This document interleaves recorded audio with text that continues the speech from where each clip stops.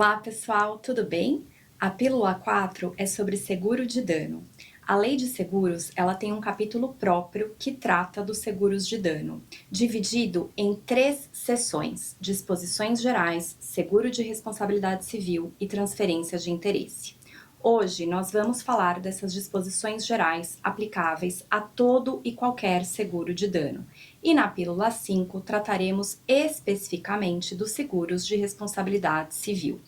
Ou seja, os mais diversos tipos de seguros de danos estão incluídos nesse capítulo de seguro de dano, na medida em que não há uma disposição específica por tipo de seguro, ou seja, é uma regra geral. Então, se vocês derem um Ctrl L na lei e procurarem property, compreensível empresarial, entre outros, não vão localizar. As disposições elas são gerais dentro dessa seção específica que trata de seguros de danos. Aqui tem uma novidade no sentido de que os seguros contra os riscos de morte e de perda de integridade física de pessoas que tenham finalidade indenizatória, eles submetem-se no que couber às regras de seguros de danos. Então, o seguro prestamista, por exemplo, comumente utilizado para garantia de empréstimos, financiamento, atrelados a coberturas de cartão de crédito, ele estaria então dentro dessa hipótese com uma característica específica dos seguros de danos. Com relação aos seguros de danos, segue, portanto, a regra geral máxima referente ao princípio indenitário, ou seja, a indenização ela não poderá exceder o valor da garantia. Há mudanças com relação à previsão de rateio. Então, a lei menciona questões envolvendo sinistro parcial e rateio em razão de infrasseguro superveniente. Há ainda previsão expressa acerca da contratação de seguro a valor de novo, mas nesse caso a lei menciona que não são admitidas cláusulas de rateio. E quanto à cobertura de vícios? Bom, nos termos da lei, não se presume na garantia do seguro a obrigação de indenizar o vício não aparente e não declarado no momento da contratação do seguro, nem seus efeitos exclusivos. E salvo disposição em contrário, se houver cobertura para o vício, na garantia compreende-se tanto os danos ao bem no qual se manifestou o vício, quanto aqueles decorrentes do vício. Aqui há um artigo que protege inclusive os interesses da seguradora, ao mencionar que a simples inspeção prévia pela seguradora de riscos relacionados com atividades empresariais não autoriza a presunção de conhecimento do vício. A lei traz ainda uma dinâmica bastante detalhada referente à transferência do risco e à cessão do seguro. Pontos esses muito importantes quando nós falamos de operações societárias entre empresas, compra e venda, por exemplo, em que há esse tipo de transferência. Então, vale verificar essas disposições específicas que são novidade com relação ao diploma atual. Por último, a questão da subrogação, que sofre algumas mudanças relevantes. Então, hoje, o Código Civil, ao tratar da subrogação, ele menciona no artigo 786 que paga a indenização, o segurador subroga-se nos limites do valor respectivo, nos direitos e ações que competirem ao segurado contra o autor do dano.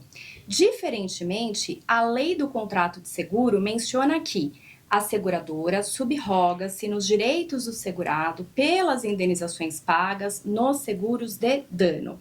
Essa previsão referente à subrogação, ela pode levar a algumas reflexões, e aqui eu destaco duas delas. A primeira, não estaria mais a seguradora subrogada nos direitos e ações, na medida em que a lei menciona apenas a subrogação nos direitos, ou seja, a lei suprime o termo ações?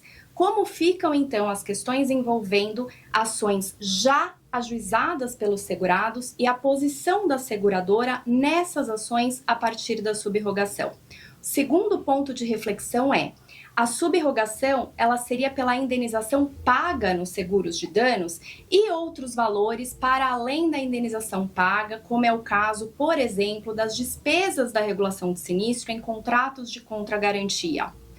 Ora, Essas reflexões, elas dependem certamente da interpretação futura da lei e do posicionamento da jurisprudência quanto ao tema, porque quisesse o legislador manter como estava, a princípio seria apenas o legislador replicar a redação do Código Civil, e não foi feito isso na lei do contrato de seguro.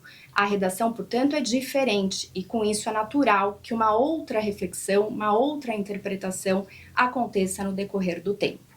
A boa notícia com relação à subrogação é que há menção expressa no sentido de que o segurado é obrigado a colaborar nos exercícios dos direitos derivados da subrogação, respondendo pelos prejuízos que causar à seguradora. Porém, o ponto aqui é como se dará a prova desses prejuízos e eventuais ações para se discutir esse prejuízo. Então, esse ponto é ainda uma grande interrogação. Do mesmo modo, é ineficaz qualquer ato do segurado que diminua ou extingua a subrogação. A lei traz também uma novidade para prever de forma expressa que a subrogação da seguradora ela não poderá implicar prejuízo ao direito remanescente, seja ele do segurado ou do beneficiário contra terceiros.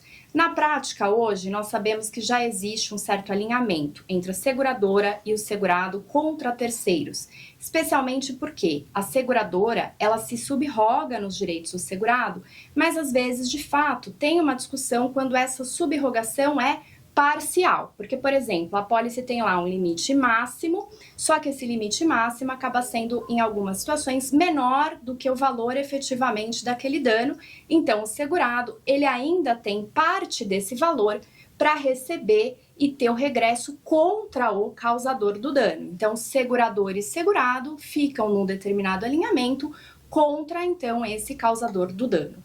Enfim, a questão da subrogação aqui, ela é um tema sensível, merece toda a nossa atenção, já que são inúmeras as situações de ressarcimento no mais diversos tipos de seguros de dano, property, compreensivo empresarial, transportes e tantos outros, incluindo o seguro de responsabilidade civil, que nós iremos abordar na Pílula 5. Espero vocês, obrigada e até lá. Um grande abraço.